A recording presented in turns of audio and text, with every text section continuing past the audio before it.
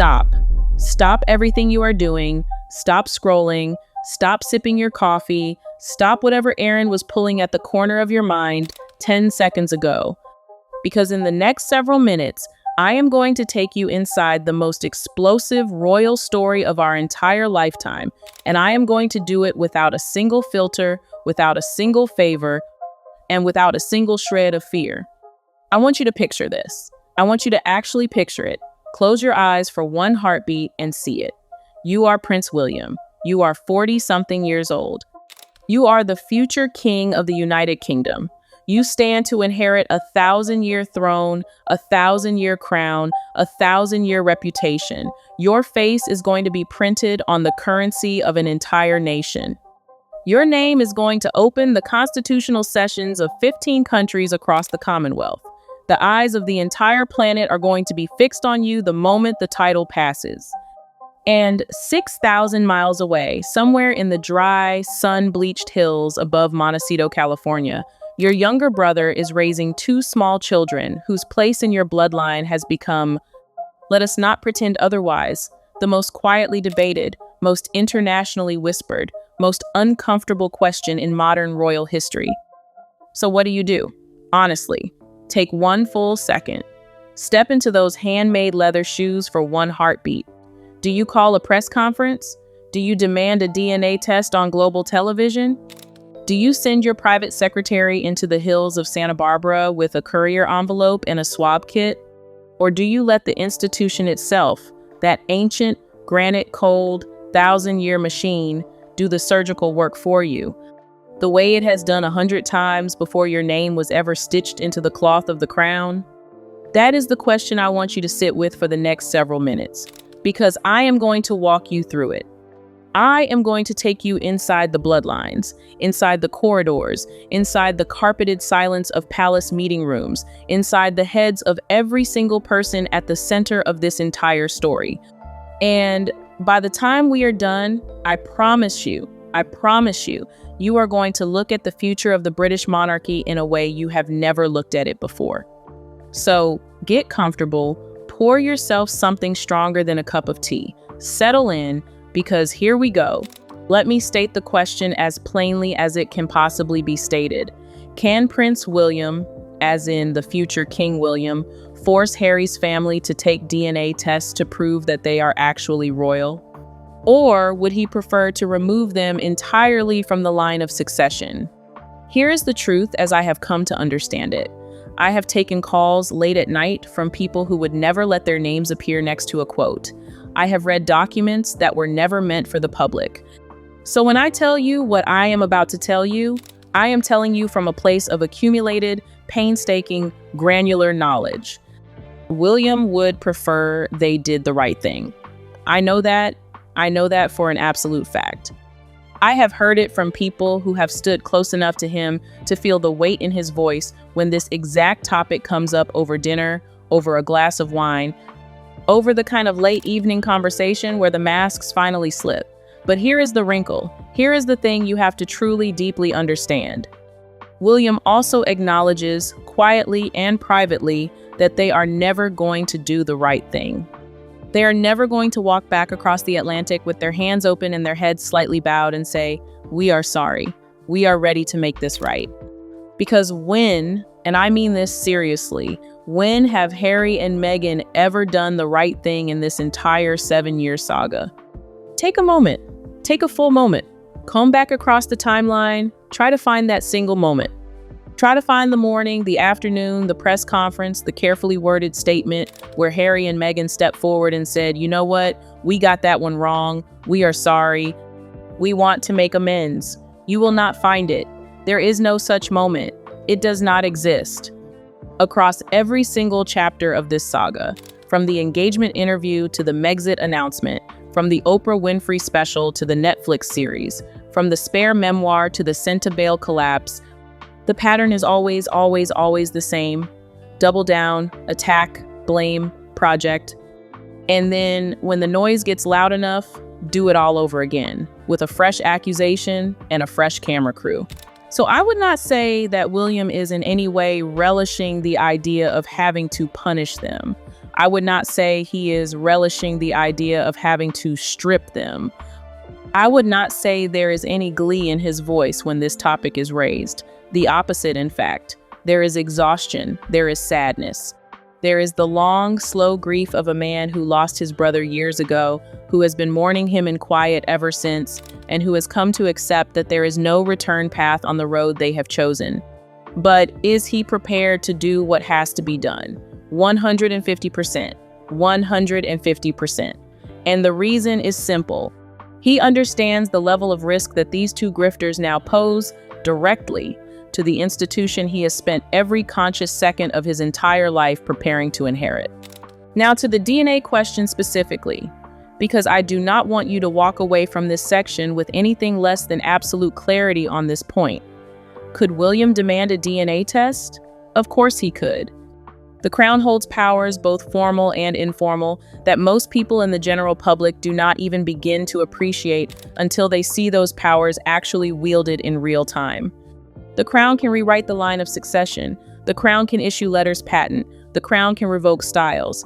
The Crown can authorize investigations that move with the quiet, devastating efficiency of an ancient machine that has been doing this for 1,000 years. But will it ever get to the point of a forced DNA test? I am going to be completely, brutally honest with you. No, it is not going to get to that point. And the reason is not that William lacks the spine for it. The reason is not that he is squeamish about a fight. The reason is far simpler and far more elegant. He simply does not need to. Look at the whole Andrew Mountbatten-Windsor situation. I want you to really look at it. Because what happened to Prince Andrew is the dress rehearsal for what could happen to Prince Harry, and anybody paying attention can see the choreography. Andrew, the favorite son. Andrew, the Queen's golden boy. Andrew, the Duke of York. The man who once stood feet away from the throne. Watch what happened. Watch how quickly, how surgically, how silently the machine moved when the decision was finally made. The military titles were stripped. The royal patronages were taken away. The His Royal Highness style was effectively retired from public use. The Duke of York title itself, once thought untouchable, became negotiable. The man was removed from the public face of the institution as if he had been carefully edited out of an old family photograph with a steady hand and a sharp blade. And here is the part that should make every honest royal watcher sit up straight. None of it required a vote in Parliament. None of it required a public referendum. None of it required a DNA test or a court case or a media circus. It required exactly one thing: the will of the monarch. The quiet, granite, cold will of the man or the woman wearing the crown. So when you ask whether William has to force Harry's children to take a DNA test, you are asking the wrong question. You are asking the question the tabloids want you to ask. You are asking the question that gets the headlines and the clicks and the angry comment threads. The real question, the question I want you to walk away from this script asking yourself is this: does William need a DNA test when he already has the machinery of the crown sitting in his hand? The mechanism is well established. The mechanism is well rehearsed. The mechanism is brutally, devastatingly effective when it is finally turned on. And when William ascends, and we all hope that day is many, many years away, the choice in front of him is not whether to demand a swab. The choice in front of him is whether to leave the names of his brother's children in the line of succession at all. So while I have absolutely no doubt that William carries the very same questions, the very same doubts, the very same quiet suspicions that we all carry after those two extraordinarily curious births, the births where no photographs were released in the conventional palace tradition, the births where the timeline raised more eyebrows than it answered, the births that have been the subject of more late-night kitchen table conversations than any royal arrival in living memory. Does he actually have to force them to take a DNA test? I am afraid the answer is no. He does not. He will simply remove the threat by other means. He will let the institution do what the institution does. He will let the silence and the slow procedural removal do the work that a DNA test could only do louder and uglier. Think for a moment about what those births actually look like to the rest of the world. Think about every other royal arrival in modern memory. The famous step photographs outside the Lindo wing. The hospital appearances, the brief, joyful presentation to the cameras, the carefully released images, the traditional notice on the easel outside Buckingham Palace, written by hand in beautiful calligraphy. Now contrast that, soberly and honestly, with the way the announcements landed from California. The vagueness, the delayed information, the shifting timelines, the almost total absence of independent verification. I am not making accusations. I am not suggesting anything more than the public record itself suggests. I am simply pointing out that the questions in the public mind did not arrive by accident. They arrived because the information vacuum was so unusually wide, so unusually unfilled, that the human imagination naturally rushed in to fill the space. And once those questions take root in the public mind, they are very, very hard to remove. And honestly, between you and me and every single person listening to this right now, that may be even more devastating in the long run, because a DNA test, however the result lands, ends the story. A quiet removal from the line of succession, on the other hand, leaves the question hanging in the air forever. Forever. The doubt becomes the legacy. The doubt becomes the only thing those children inherit. And if that sounds harsh, well, take it up with the people who arranged it that way. Because William, I promise you, did not write that script. He is only going to be the man who closes the curtain. But here is where it gets even more interesting. Because there is a second question, even larger, even darker, even more personally devastating than the first, that always rises up in the wake of this one. Do not move. Do not look down at your phone, because what I am about to walk you through next is going to change the way you look at the marriage in Montecito forever. Considering Harry and Miss Markle have created their own mess, every single inch of it, brick by brick, scandal by scandal, betrayal by betrayal, is there anyone left in their circle who is still willing to tell them the truth about their mistakes? And if there is, will they actually listen? And the question that goes deeper still, the question that I think every honest royal watcher is whispering to themselves on a quiet Sunday afternoon when the rest of the family has gone for a walk, what will it actually take for Prince Harry to get away from his wife? Because the theory I keep hearing, the theory I have heard at dinner parties and in private group chats and on royal forums across the internet, goes something like this. Harry needs to do a Katie Holmes. He needs to get his ducks in a row. He needs to stealthily, surgically, brilliantly blindside his wife, the way Katie Holmes blindsided Tom Cruise back in 2012. He needs to plan it for months in silence. He needs to use throwaway phones. He needs to set up the bank accounts and the housing and the legal team in absolute secrecy, and then strike with such speed that the marriage is over before the other side has even understood that the war has begun. And if Harry could pull that off, the theory goes, he would finally show some maturity. He would finally be someone worth supporting by his own family again. Okay, there is a lot to work with here. There is a lot to unpack. So let me take it piece by piece, in the only way I know how, which is straight down the middle, no flinching, no soft pedaling, no diplomatic dressing. First, the question of whether anyone within their circle is still willing to tell them the truth. Yes, of course there is. There is always someone willing to tell the truth. The deeper problem, and this is what so few commentators ever capture properly, is that there has always been someone willing to tell the truth from the very beginning. From the engagement, from the wedding, from the first months at Nottingham Cottage, from the move to Frogmore Cottage, from the day they touched down in Vancouver Island, from the moment they walked into that Tyler Perry mansion in Beverly Hills. There has not been a single chapter in this story where some loyal, professional, often desperate human being was not standing close by, trying to give them the truth they did not want to hear. Let me tell you about Sarah Latham. I want you to remember that name, Sarah Latham. Because Sarah Latham is the perfect, painful case study for everything that is wrong with the way this couple consumes the people around them. Sarah Latham was a real player, a consummate professional, a communications operator who had worked at the very highest levels of American politics, including time inside the Clinton operation, including time inside operations that shape global narratives. The Sussexes recruited her with great fanfare They paraded her around like a trophy. Look, we have a real one. Look, we have a heavyweight. And what did Sarah Latham do? She did her job. She told them the truth. She told them how they were being perceived. She told them how they were being received by a public that was beginning to lose patience.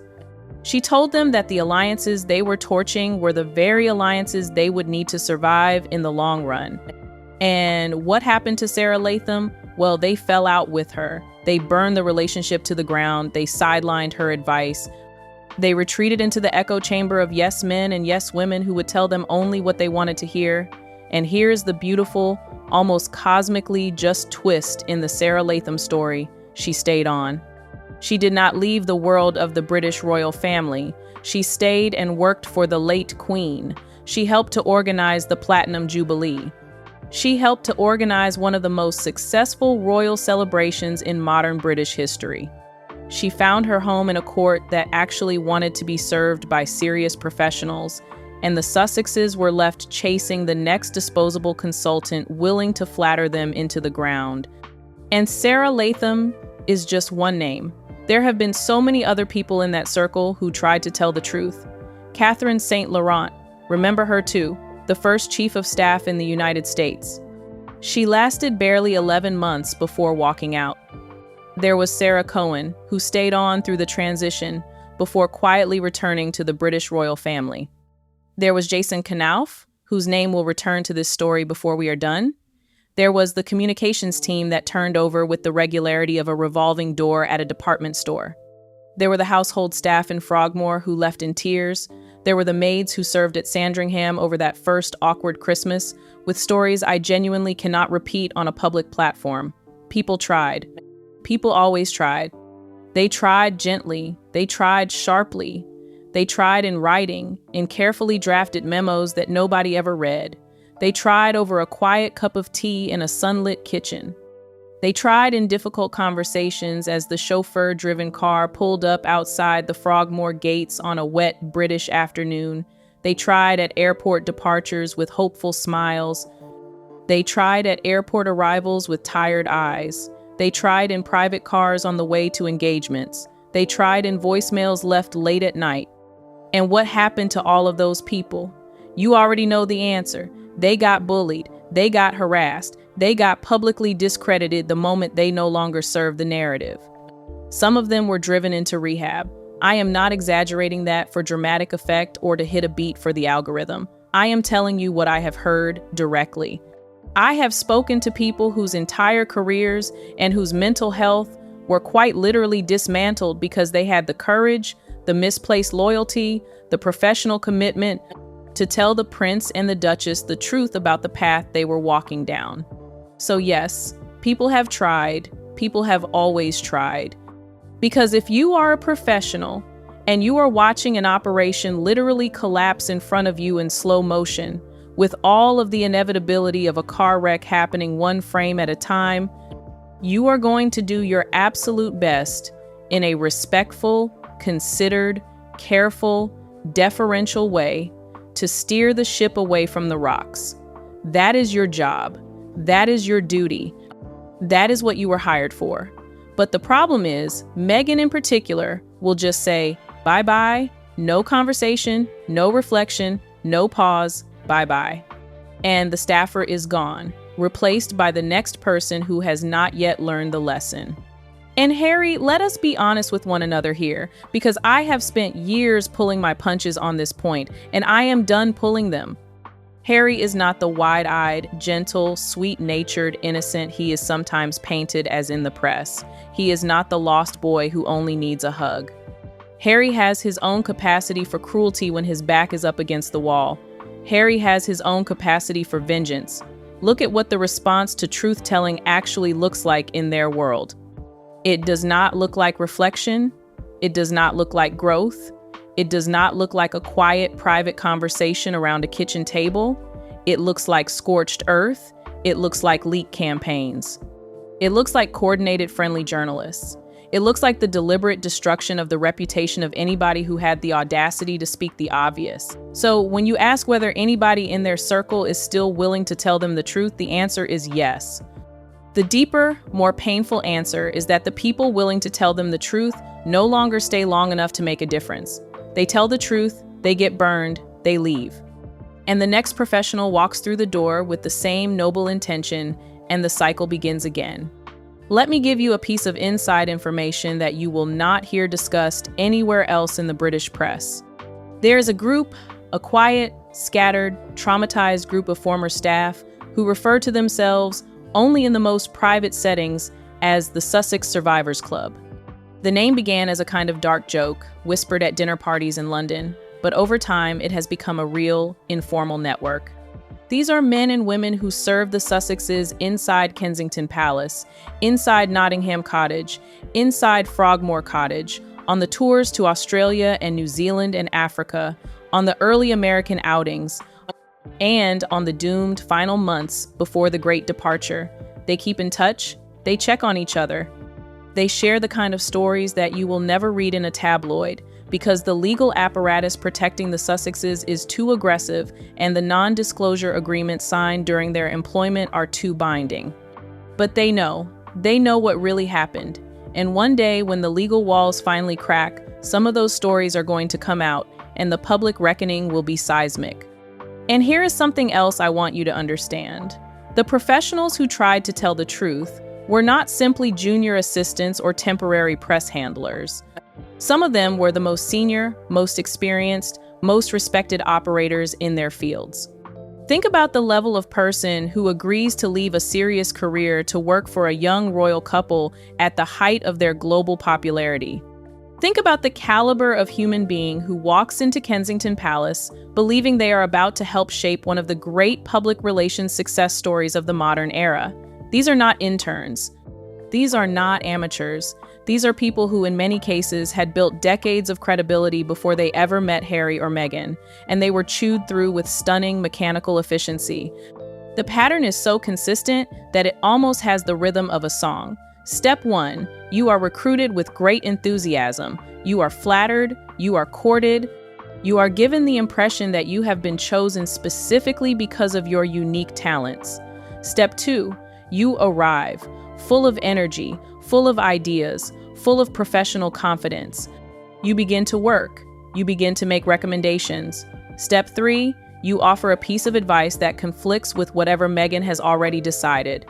Step 4, the temperature in the room drops by 10 degrees. Step 5, your professional opinions begin to be ignored. Step 6, you find yourself frozen out of meetings. Step 7, anonymous briefings begin to appear in the press, suggesting that you are difficult to work with. Step 8, you are gone. And by the time you are gone, your professional reputation has been so quietly poisoned that you spend the next year fielding awkward questions about what really happened. That is the playbook. That has always been the playbook. Now, to the part of this question I know you really, really came for. What will it actually take for Harry to get away? A lot of things have to happen. A lot of things have to fall into place.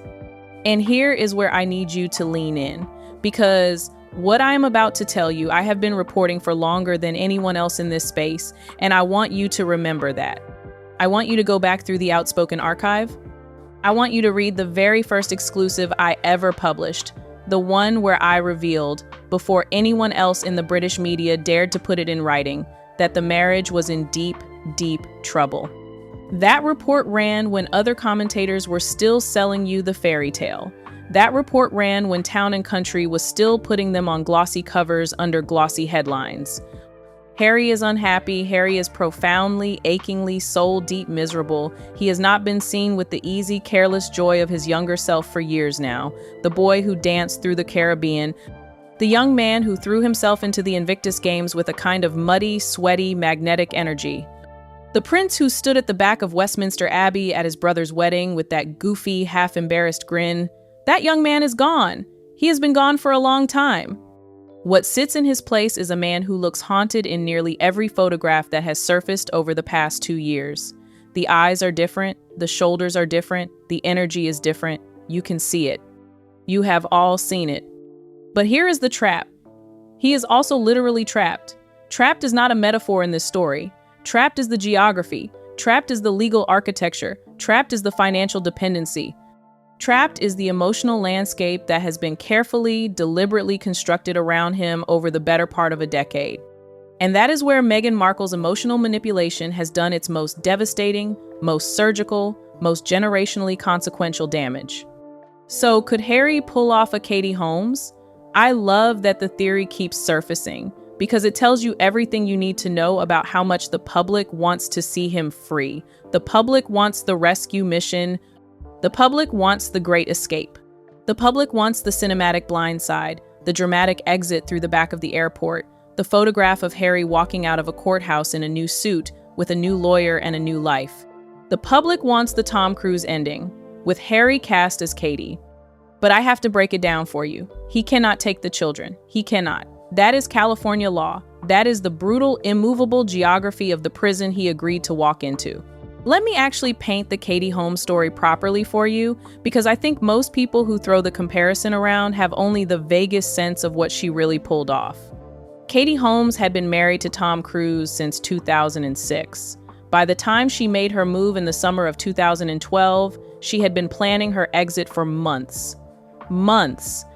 She used disposable phones. She used a small, fiercely loyal inner circle of family and lawyers. She rented an apartment in New York under conditions of absolute secrecy. She kept her young daughter Suri in the dark right up until the final hours.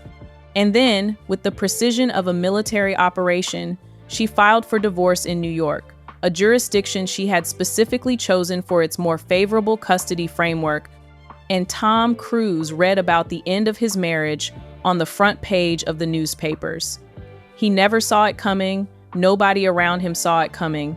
The whole operation was over in 11 days. 11 days. 11 days from filing to settlement, she walked away with primary physical custody of her daughter and a settlement that, by most accounts, was overwhelmingly favorable to her. That is the Katie Holmes blueprint. That is what people are gesturing toward when they say Harry needs to do a Katie Holmes. And the reason it worked for Katie Holmes is because she controlled the variables. She controlled the jurisdiction. She controlled the timing. She controlled the legal team. She controlled the housing. She controlled the information. She had a powerful, organized, well-funded family standing behind her every single inch of the way. She had her father, an experienced attorney, quietly running point in the background. Now apply that template to Prince Harry. Where is his Robert Holmes, the seasoned attorney father, quietly running point in the background? Where is his secret apartment in another jurisdiction? Where is his secret inner circle of family willing to risk everything to extract him? Where is his independently controlled bank account in a state that lies outside the reach of California family courts? Where is his exit jurisdiction with a more favorable custody framework? The answer is the same in every single case. Nowhere. He does not have any of it. He has spent the last 6 years systematically dismantling the very infrastructure that would have made a Katie Holmes-style escape possible. And that is not an accident. That is the design. And let me tell you something else. And you have to understand this, because this is the part the mainstream press never quite explains properly. That is one of the major reasons she always wanted to get him into California in the first place. Not Toronto, not Vancouver Island, not back to a quiet life in the British countryside. California, specifically California. And specifically the part of California that sits inside the jurisdiction of family courts that lean, structurally, almost overwhelmingly, towards the mother in custody disputes involving young children. Once Harry was in California, the trap was set.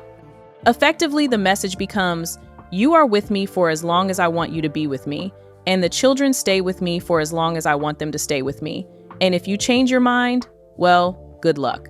Because there is no court of law in the state of California that is going to allow you to walk out of here with those children in tow. Not without years of bloodshed, not without millions of dollars in legal fees. Not without a public spectacle that would shred whatever is left of his reputation as a present, loving, dedicated father. And isolation. Let me say a word about the isolation, because the isolation was always the central design feature. Isolate him from his entire family. Isolate him from his father. Isolate him from his brother. Isolate him from the godparents and the school friends and the polo crowd and the army buddies and the charity colleagues and the staff who knew him as a boy. Isolate him from every single one of his old friends, the ones who were warning him, in private rooms in Kensington and around quiet dinner tables in Norfolk and at the polo grounds in Gloucestershire, that this marriage was going to consume him whole. And the isolation worked. The isolation works on Harry, the man. Every single day he wakes up under that California sun, 6,000 miles from anybody who knew him before the fairy tale began. So how can he do a Katie Holmes? He would have to live away from his children. He would have to actually walk out of those gates and leave them behind, even temporarily, even for the strategic months it would take to construct a credible legal escape. And whatever else you can say about Prince Harry, however many catastrophically bad decisions he has made over the last decade, the man does love his children, genuinely, visibly, painfully. So he will not walk. He cannot walk. And she knows it. She has always known it.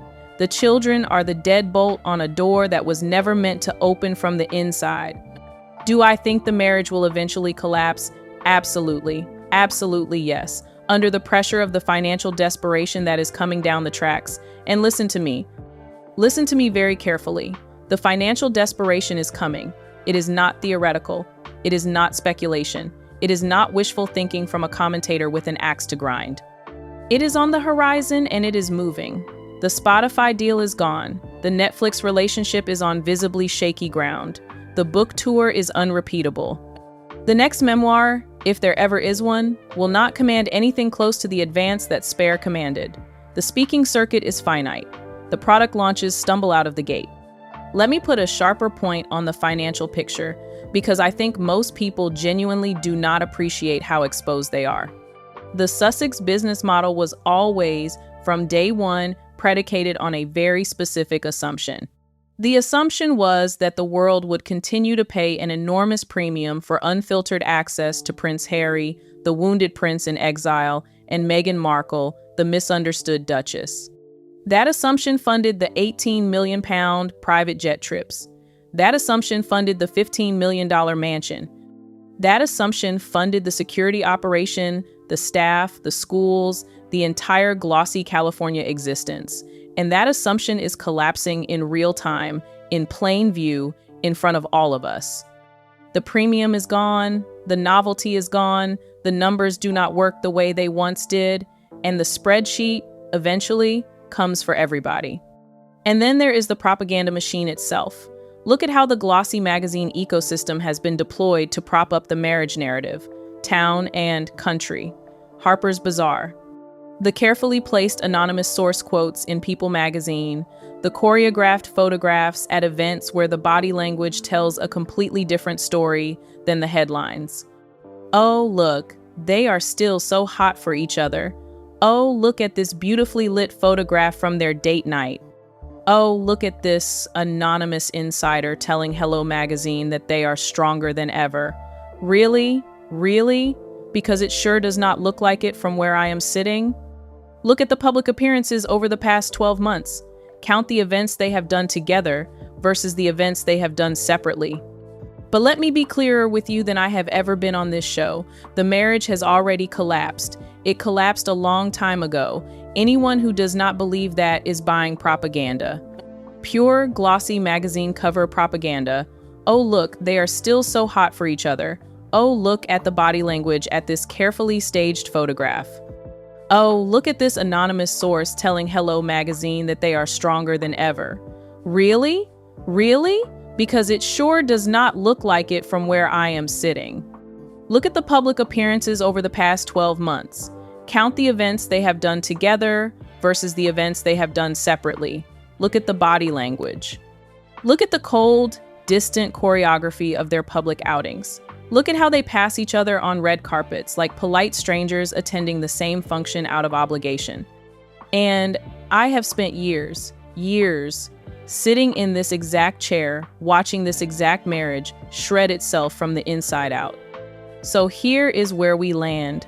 2 questions, 2 answers, and every single thread leads back to the same dark, glittering tapestry.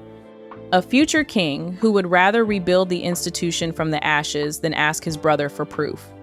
A younger brother trapped inside a marriage that has already died within its own four walls but is still being paraded across magazine covers.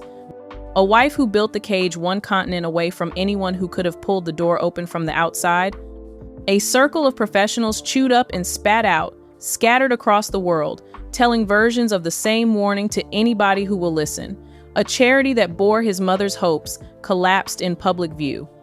A family on the other side of the Atlantic watching the whole thing burn from a distance, knowing exactly what is coming next, and quietly preparing for the day they finally have to act. But here is the line I want you to take away from this. The line I want playing in your head the next time you see a glossy paparazzi photograph of the Sussexes outside a fancy California restaurant, smiling the kind of smile that does not reach the eyes. Every great house, every great institution, every great dynasty has faced this moment. The moment when the future has to decide whether to drag the past with it or to leave the past behind on the shore. And William, when his moment comes, is not going to be the man who hesitates. He is not going to be the man who debates. He is not going to be the man who calls for a DNA swab in front of the cameras. He is going to be the man who simply, quietly, irreversibly closes the door. And here is the part nobody is talking about. The part that should be keeping every single person inside that Montecito compound awake at 3 a.m. Time. Time is the variable that nobody on the California side of this story has fully understood. William is younger than his father. William will in all likelihood reign for decades. Decades. He will be on that throne when the children are teenagers. He will be on that throne when the children come of age and start to make their own decisions about who they are and where they belong. He will be on that throne when Meghan Markle, the architect of the entire estrangement, is no longer the dominant voice in their lives. And when that day comes, when the next generation is finally able to think for themselves, look at the world for themselves, weigh up which uncle they want to know and which mother is going to keep them locked in California. The entire calculation of this story changes. Time is on William's side. Time is on the side of the institution. Time, in the end, is the longest, slowest, most patient weapon any monarchy has ever wielded, and William knows it. So do not move. Do not look down at your phone. Do not click away, because the next chapter of this story is the chapter most people get completely, catastrophically wrong. And I am about to walk you through exactly what they have all been missing. Stay with me. You will not want to miss a single second of what comes next.